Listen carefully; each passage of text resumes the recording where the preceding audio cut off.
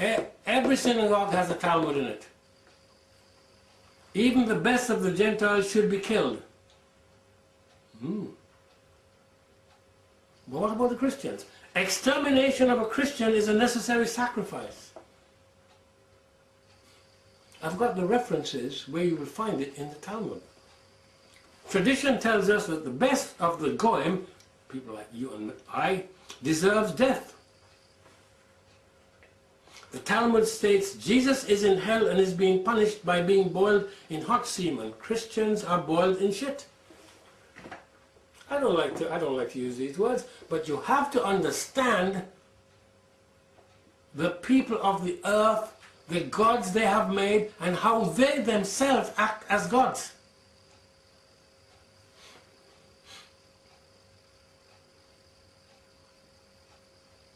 Talmud says that lying is right, just, and acceptable. Did you know that?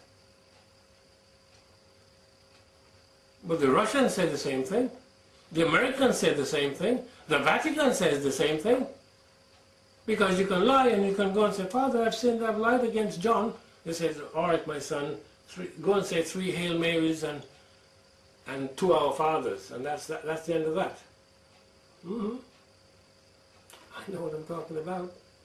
Trust me. In the 10 Commandments it states in Exodus 20:16, thou shalt not bear false witness against thy neighbor. The Talmud said you can lie as much as you wish. All you have to do is make the appropriate resolution at the beginning of the day or the year, stating that you know anything you say doesn't have any force, any truth behind it. It's just words. It says, it is permitted to deceive Christians. A Jew may lie and perjure to condemn a Christian. So, in a court case where your life depends on it, a Jew can perjure to condemn a Christian. Do you think this has something to do with the eternal God? People keep telling me that this state of Israel is to do with God, and they get upset when I say it isn't. You think the eternal God is supporting a state that's based on this abomination? I said this is a declaration of war. Surely you can see why the war has been declared. This is war by the eternal God on the wickedness and evil that is now enveloping the entire earth.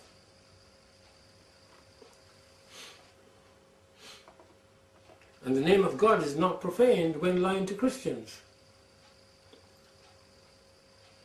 That's Baba Kama 113b. That's all the references are here. A Jew may perjure himself with a clear conscience. Jews may swear falsely with subterfuge wording. That is why you can never understand what the people are telling you.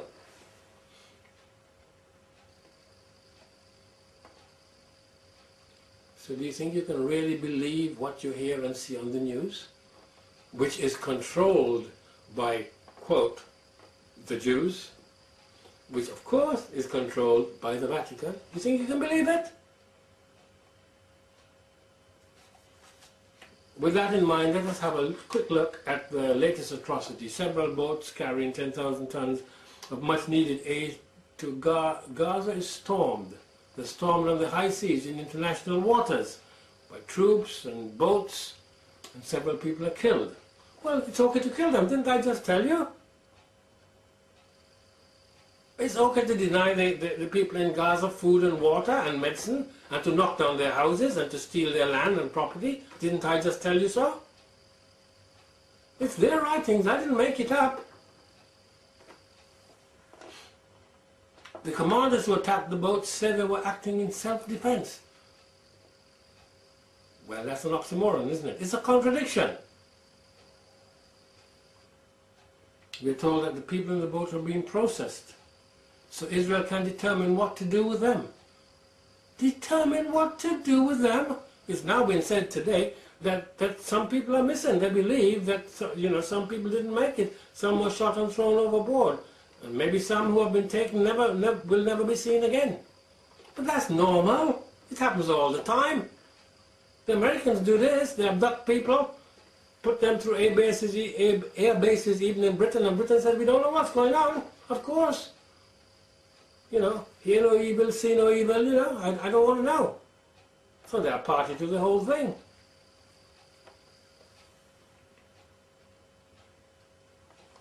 Why could they do that? Because, as I keep saying, those in charge believe they are the ultimate authority. They believe that they are God. Their God has told them they could do it. All that the God demands is a blood sacrifice. In the case of this boat, he had his blood sacrificed, didn't he? People got killed.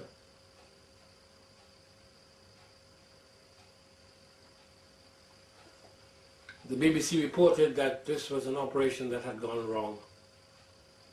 Really? What had gone wrong? Absolutely nothing had gone wrong.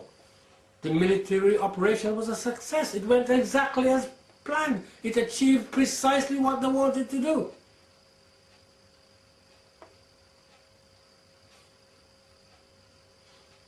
We have to stop letting the news media do our thinking for us and start thinking ourselves. Pure and simple, this was an act of war. And at the same time this was going on, the Eternal says, I have now declared war. Isn't that interesting? At the moment when this act by the supposed people of God, this act of war by the supposed people of God, the eternal God says, you know what? I am actually declaring war myself. This is serious stuff. This is probably the most serious stuff you have heard and will hear for a very, very long time.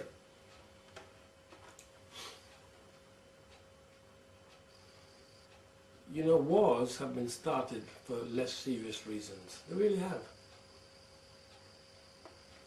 But these people regard themselves as superior to the eternal God. They do. They deny Christ. We know that. Everybody knows that. But the Talmud advocates incest, sexual abuse of infants, and by infants I mean infants. I don't mean so, I mean infants and children. It allows sex with the dead. Can you wrap your brain around this, man? And with demons.